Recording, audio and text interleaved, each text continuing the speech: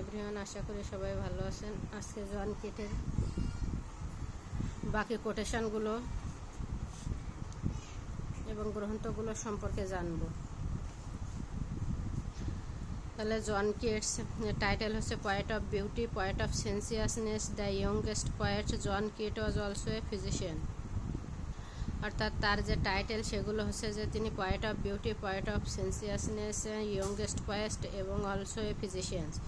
জন Keats যক্ষার রোগ তথা টিউবারকুলোসিস রোগে মাত্র 26 বছর বয়সে মারা গিয়েছিলেন। Famous work: ode on a Grecian urn, ode to a nightingale, ode to autumn, ode to melancholy আর এন্ডিমিউন।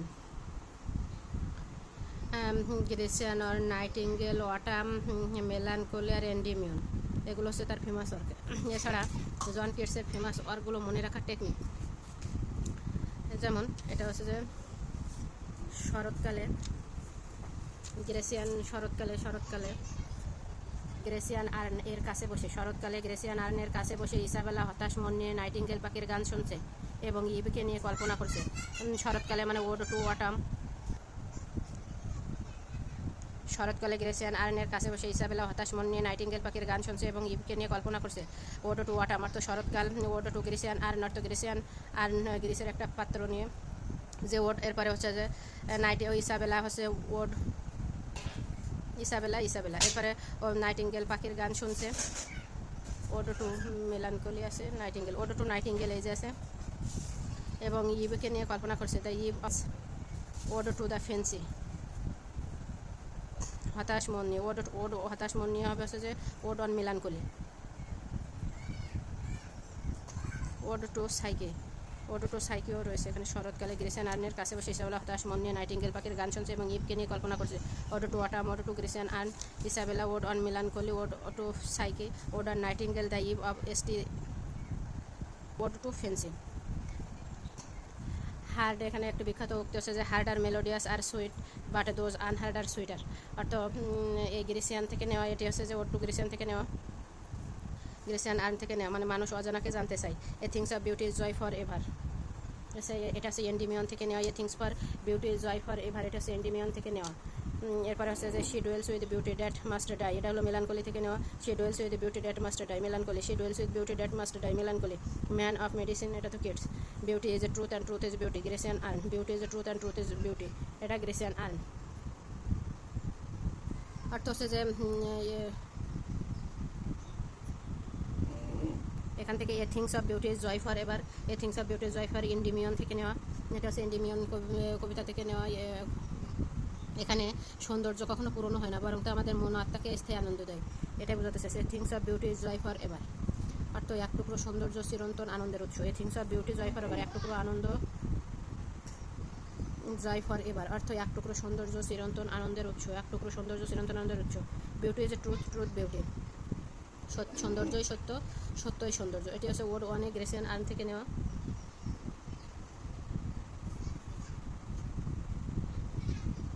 গ্রেসিয়ান আর্ন থেকে নেওয়া। Beauty is a truth, truth is beauty, সত্যই সৌন্দর্যই সত্য, সত্যই সৌন্দর্য।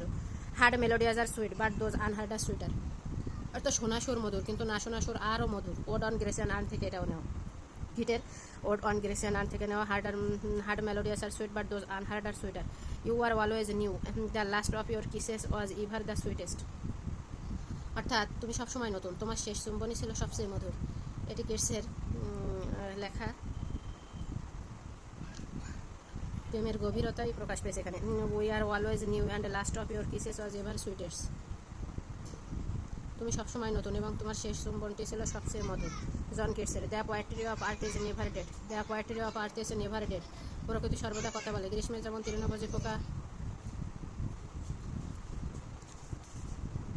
এ poetry of earth is never dead, পৃথিবীর কবিতা কখনোই নিঃশেষ হয় না। Poetry of earth is never dead, পৃথিবীর কবিতা কখনোই নিঃশেষ হয় না। প্রকৃতি অর্থাৎ এখানে প্রকৃতি সর্বদাই কথা বলে, গ্রীষ্মে যেমন তৃণভোজী পোকা, শীতে তেমনি যে গ্রাস ওপার, এই জাতীয় এই ওয়ানে গ্রাস ওপার থেকে নেওয়া। এটা অন দ্য গ্রাস ওপার অ্যান্ড ক্রিকেট থেকে এই বিষয় থেকে নেওয়া। Lord Byron, full name George Gordon Lord Byron, full name হচ্ছে George Gordon Lord Byron. Famous work হচ্ছে Don Juan, epics satire, the vision of judgement, the vision of judgement, the Childe Harold's pilgrimage, এটি যৌথভাবে রচনা করেন George গর্ডনের সাথে। Child's হারহোল্ডস pilgrimage, এটি যৌথভাবে রচনা করেন George গর্ডনের সাথে। আর আছে Manfred, Don Juan, epics satire, a vision of judgement, childhood Harold pilgrimage, আর ম্যানফ্রেড।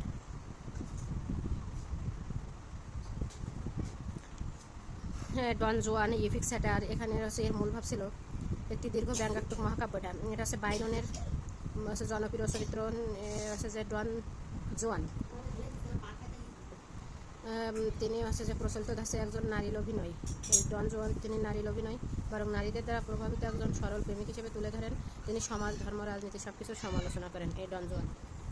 এরপর the vision of judgement, the vision of judgment, এখানে হচ্ছে যে এটাও একটা ব্যঙ্গাত্মক কবিতা। এখানেও বাইরন আছে রাজনৈতিক দৃষ্টিভঙ্গি এবং ব্যঙ্গাত্মক প্রতিভার যে চূড়ান্ত প্রকাশ তিনি এই ভিশন অফ জাজমেন্টে প্রকাশ করেছেন। এরপর আছে দ্য চাইল্ড হারহোল্ডস পিলগ্রিমেজ, এখানে বলা হয়েছে একজন ক্লান্ত বিষণ্ণ ভ্রমণ পিপাসু যুবকের যাত্রা আর মনস্তাত্ত্বিক যে অভিজ্ঞতা সেটা নিয়েই এটা যৌথভাবে আর কি জর্জ গর্ডনের সাথে তিনি এটি লিখেন। বাইরন নিজের জীবনবোধ আর রাজনৈতিক হতাশা, আত্মসংঘাত এখানে এটার ভিতরেই জড়িয়ে দিয়েছেন। দেশে ভ্রমণের অভিজ্ঞতার মধ্য দিয়ে তিনি সভ্যতা, যুদ্ধ, ইতিহাস প্রভৃতির প্রতি নিজস্ব দৃষ্টিভঙ্গি প্রকাশ করেন।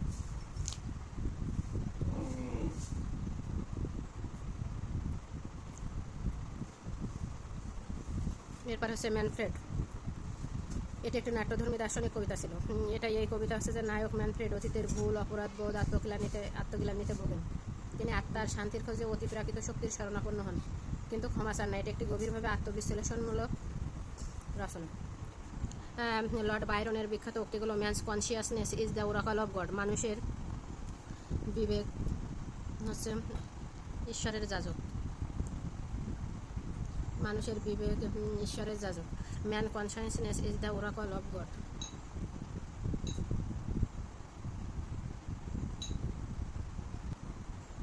এরপর man's love is of man's life a things apart, অর্থাৎ মানুষের জীবনে অতিরিক্ত কিন্তু নারীর জীবনে যে এটা হচ্ছে প্রধান একটা পার্ট। পুরুষের জন্য ভালোবাসা হচ্ছে যে কোনো একটা পার্ট, কিন্তু নারীর জন্য এটা সব কিছু। Pleasure is a sin and sometimes sin is a pleasure.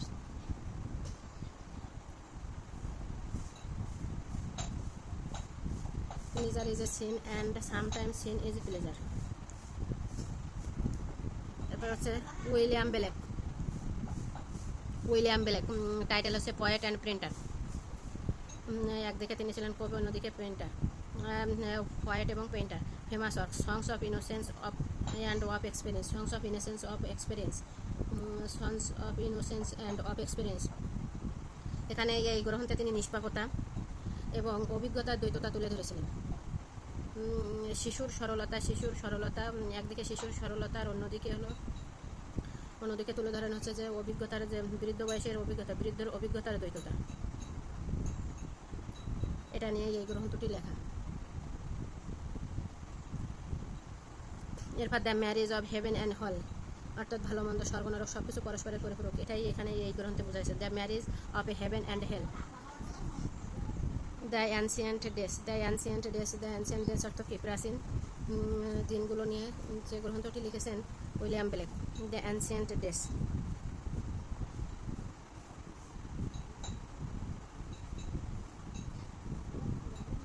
এরপর a vision of last judgement,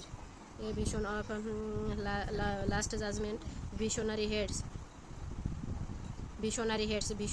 তারপরে দ্য ল্যাম্প, তারপরে দ্য ল্যাম্প। আর এ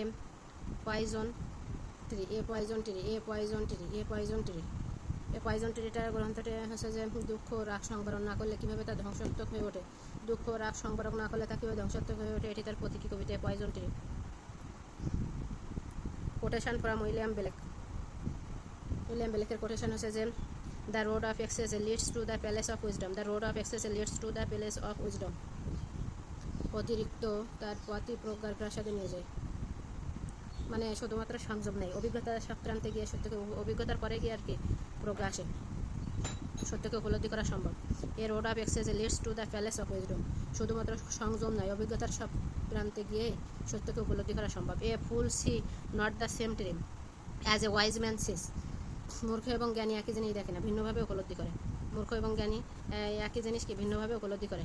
eternity in the love with the production of time, অর্থাৎ চিরন্ততার সময়ের মধ্যে সময়ের সৃষ্টির প্রেমে পড়ে। চিরন্ততা সময়ের সৃষ্টির প্রেমে পড়ে।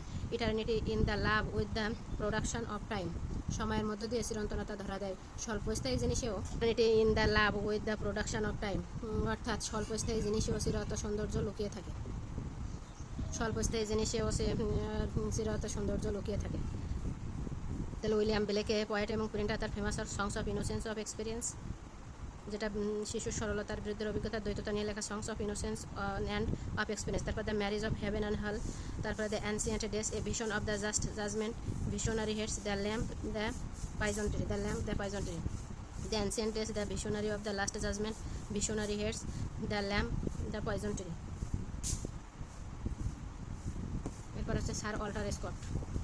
স্যার ওয়াল্টার স্কটের ফেমাস ওয়ার্কগুলো হলো Ivanhoe, the lady of the lake, the lady of the lake, old mortality, আর patriotism, Ivanhoe, the lady of the lake, Ivanhoe, the lady of the lake, old mortality, patriotism. অর্থাৎ এখানে আইভ্যানহো তিনি লিখেছেন মধ্যযুগে ইংল্যান্ডে যে সামাজিক দ্বন্দ্ব, বীরত্ব, ধর্মীয় অসহিষ্ণুতা এসব নিয়ে এই উপন্যাসটি লেখেন স্যার ওয়াল্টার স্কট। আইভ্যানহো সামাজিক দ্বন্দ্ব, বীরত্ব এবং ধর্মীয় অসহিষ্ণুতা নিয়ে এই উপন্যাসটি লেখেন। Are the lady of the lake অর্থাৎ স্কটিশ হাইল্যান্ডের কল্পনা রাজ্যে প্রেম এবং প্রতিদ্বন্দ্বিতা, প্রেম আর প্রতিদ্বন্দ্বিতা নিয়ে এটা লেখা স্কটিশ হাইল্যান্ডের। এরপর ওল্ড মোরালিটি, ওল্ড মোরালিটি ধর্মীয় সংগ্রাম এবং স্কটিশ ইতিহাসের পটভূমি লেখা উপন্যাস, ধর্মীয় সংগ্রাম এবং স্কটিশ ইতিহাসের পটভূমিতে লেখা উপন্যাস। প্যাট্রিয়টিজম দেশপ্রেম নিয়ে লেখা একটি বিখ্যাত লেখা।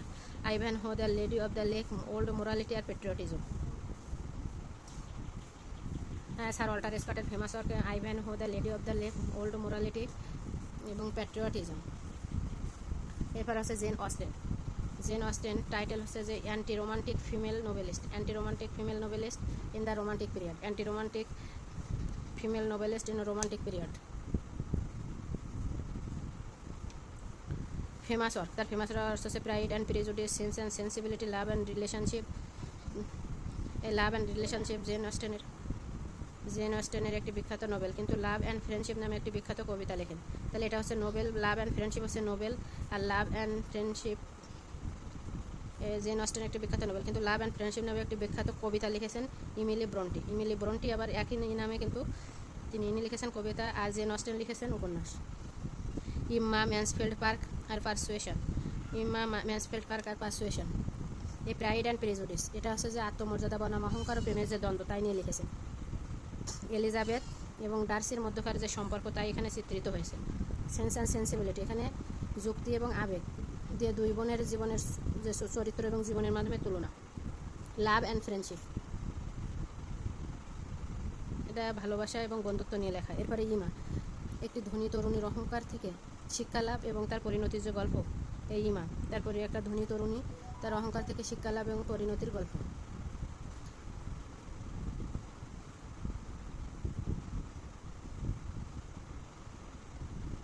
এরপর আছে ম্যানসফিল্ড পার্ক, সমাজের আর কি শ্রেণীবিন্যাস ও নারী পুরুষের সম্পর্ক নিয়ে তীক্ষ্ণ বিশ্লেষণ করেছেন এখানে। জেন অস্টেনের এই গ্রন্থগুলো মনে রাখার টেকনিক, জেন অস্টেনের লেখা উপন্যাসগুলো মনে রাখার টেকনিক হচ্ছে জেন অস্টেন পার্কে বসে ইমায়ের সাথে love, friendship, pride, sense, persuasion নিয়ে কথা বলছে।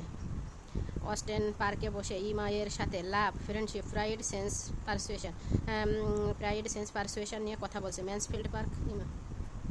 অস্টেন পার্কে বসে ইমায়ের সাথে love, friendship, pride, sense, persuasion নিয়ে কথা বলছে। অর্থাৎ এই Jane Austen park, Mansfield park, ইমাতে Emma, love and friendship, pride and prejudice, sense and sensibility, persuasion. হচ্ছে ভিক্টোরিয়ান পিরিয়ড। ভিক্টোরিয়ান পিরিয়ড হচ্ছে 1832 থেকে 1901। রানী ভিক্টোরিয়ার নাম অনুসারে এই যুগের নামকরণ করা হয়। তাহলে রোমান্টিক যুগ 1832 সালে শেষ হয়, তারপর থেকে ভিক্টোরিয়ান যুগের শুরু 32 থেকে 1901। চার্লস ডিকেন্স হলেন the greatest novelist in the Victorian period. Charles Dickens হচ্ছে সবচেয়ে বড় ঔপন্যাসিক ভিক্টোরিয়ান পিরিয়ডের। অন্যদিকে Alfred Lord Tennyson, Robert Browning are the most famous poets in Victorian period, কিন্তু Alfred Lord Tennyson often regarded as the chief representative of the Victorian period and poetry. Charles Dickens হলেন সবচেয়ে বড় noblest, আর অন্যদিকে Alfred Lord Tennyson আর Robert ব্রোয়িং famous কবি। তাহলে Tennyson আর Robert ব্রোয়িং দুজন হচ্ছে famous কবি ভিক্টোরিয়ান পিরিয়ডের, কিন্তু আলফ্রেড লর্ড আবার Tennyson chief representative of the Victorian period in poetry, মানে আরও প্রধান প্রতিনিধিত্ব করেন এই ভিক্টোরিয়ান পিরিয়ডে টেনিসন, রবার্ট ব্রোয়িং না টেনিসন। এই যুগে এভাবে মনে রাখা যাক যে দুইজন কবির মধ্যে চিফ ছিল কিনা টেনিসন, ব্রোয়িং আর টেনিসনের মধ্যে চিফ ছিল হচ্ছে টেনিসন, টানাটানি করে টেনিসন চিফ। এরপর রবার্ট ব্রোয়িং এর হাত ধরে ড্রামেটিক মনোলগের উদ্ভব হয়। রবার্ট ব্রোয়িং তিনি প্রথম কি ড্রামেটিক মনোলগ, মানে নিজের সাথে কথা বলা, মনের সাথে সেই ড্রামেটিক যে মনোলগটা তিনি প্রথম ফুটিয়ে তুলেছেন। ভিক্টোরিয়ান পিরিয়ডের এডওয়ার্ড ফিজল্যান্ড ফার্সি ভাষায় রচিত রুবায়েত অফ ওমর খাইয়াম ইংরেজি ভাষায় ট্রান্সলেট করে ব্যাপক খ্যাতি অর্জন করেন। এই ভিক্টোরিয়ান পিরিয়ডের অনুবাদক কবি এডওয়ার্ড ফিজল্যান্ড, তিনি হচ্ছে যে রুবায়েত ওমর খাইয়াম ইংরেজি ভাষায় ট্রান্সলেশন করে ব্যাপক খ্যাতি অর্জন করেন। আলফ্রেড লর্ড টেনিসন টাইটেল হচ্ছে পোয়েট লরিয়েট, অর্থাৎ পোয়েট অফ ইংল্যান্ড। ইংল্যান্ডের রাজকবি ছিলেন হচ্ছে কি টেনিসন আবার ইংল্যান্ডের কি ছিলেন, রাজকবি ছিলেন। তাকে বলা হয় voice of the Victorian era, the voice of the Victorian era, Victorian যুগের voice, famous work Alfred Lord টেনিসনের ইন মেমোরিয়াম। এটি একটি ইলিজি। আর্থার হেনরি হ্যালামের মৃত্যুতে তিনি এটি রচনা করেন। তারপরে